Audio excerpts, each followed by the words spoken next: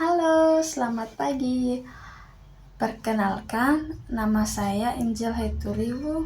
Saya mahasiswa Universitas Terbuka semester 2 dengan NIM 05432734 dari Prodi Ilmu Administrasi Negara.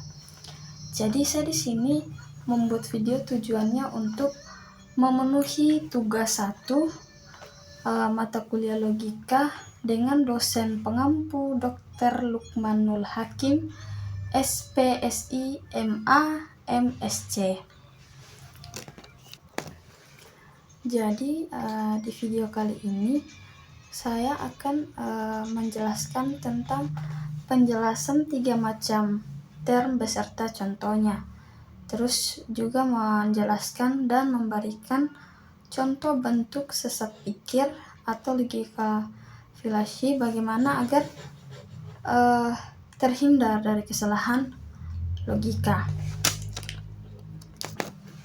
Berbicara tentang logika dan dalam ranah logika itu sendiri dan pemikiran filosofisnya, sebuah term adalah komponen fundamental yang membentuk sebuah pernyataan atau proposisi.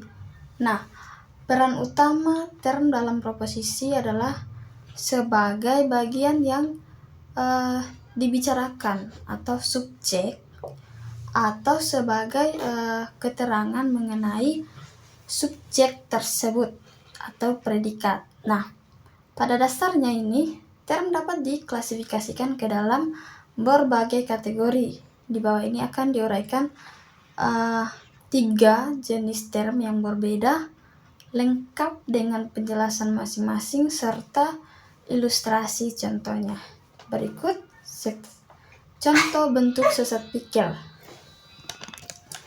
Contoh bentuk sesat pikir yang pertama itu ada term konkret dan term abstrak. Jadi term konkret dan term abstrak ini, apabila kita berbicara mengenai term konkret itu sendiri, yang terlintas dalam benak adalah segala sesuatu yang memiliki eksistensi fisik dan dapat kita saksikan sendiri melalui indera penglihatan, pendengaran, peraba, penciuman, maupun pengecapan.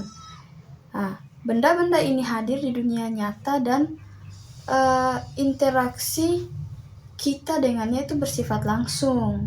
Sebagai ilustrasi, contohnya coba kita bayangkan di sebuah meja yang kokoh, seekor kucing yang lucu, berbulu lembut dan megahnya sebuah gunung yang menjulang tinggi. Semua itu adalah representasi dari term konkret itu. Terus term yang kedua itu ada term universal atau term partikular dan term individual. Nah, konsep ini term universal mengacu pada keseluruhan elemen yang termasuk dalam sebuah kategori atau kelompok tertentu. Sebagai ilustrasi atau frasa, semua manusia adalah contoh dari term universal karena mencakup setiap individu yang tergolong sebagai manusia. Terus yang ketiga itu ada term positif atau adapun term negatifnya.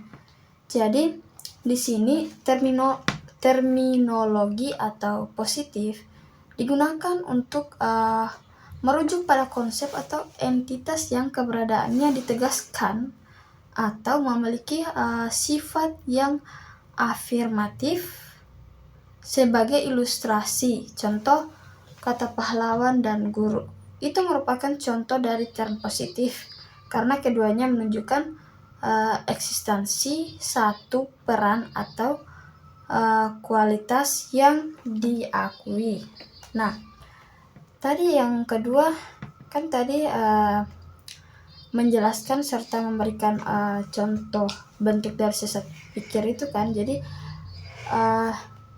yang kedua saya akan menjelaskan serta memberikan contoh-contoh dari bentuk sesat pikir itu sendiri.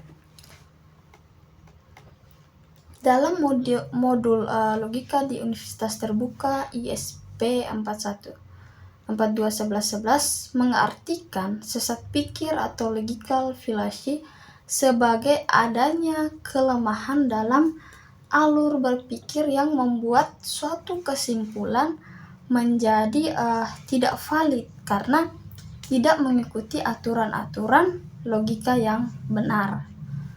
Nah, kekeliruan semacam ini bisa muncul tanpa disadari ataupun direncanakan saat seseorang berpikir atau menyampaikan pendapatnya. Nah, contoh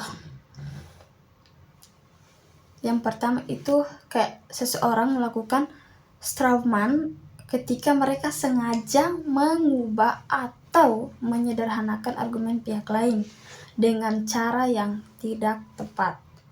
Tujuannya adalah agar argumen yang sudah diubah ini jadi lebih gampang dan diserang atau dibantah. Nah, alih-alih menanggapi poin sebenarnya yang disampaikan, mereka justru menyerang representasi yang lemah dan tidak akurat dari argumen tersebut. Nah, sebagai contoh dalam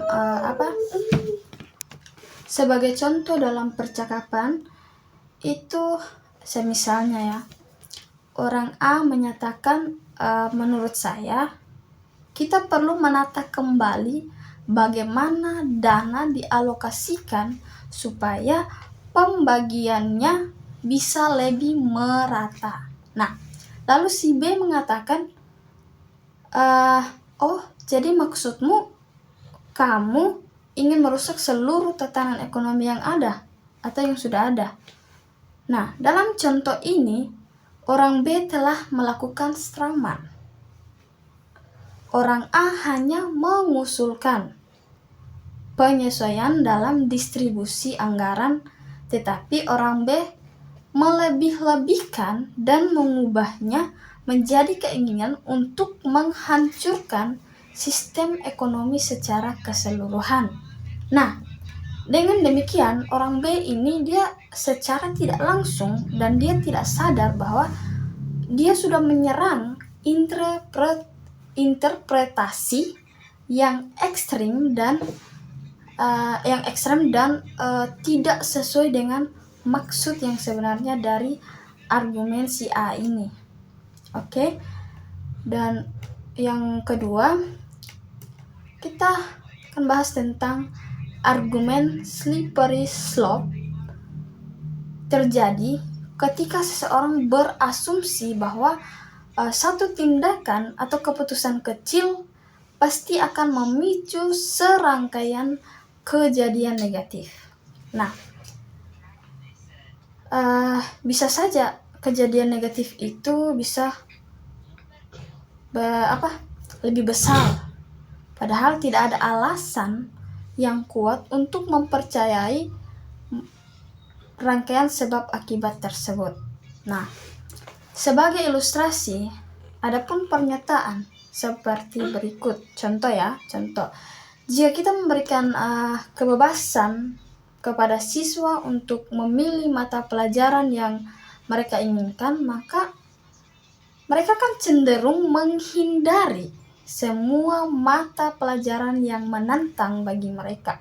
Akibatnya, standar pendidikan kita secara keseluruhan akan menurun drastis. Dan itu merupakan contoh dari slippery slope. Nah, argumen ini melompat ke kesimpulan akhir yang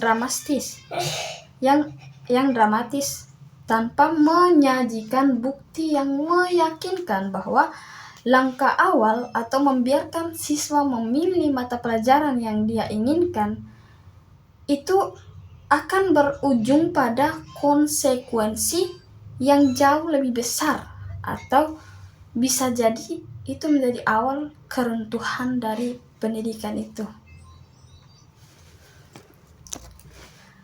Yang ketiga, kita akan membahas tentang kesalahan logika atau false dichotomy.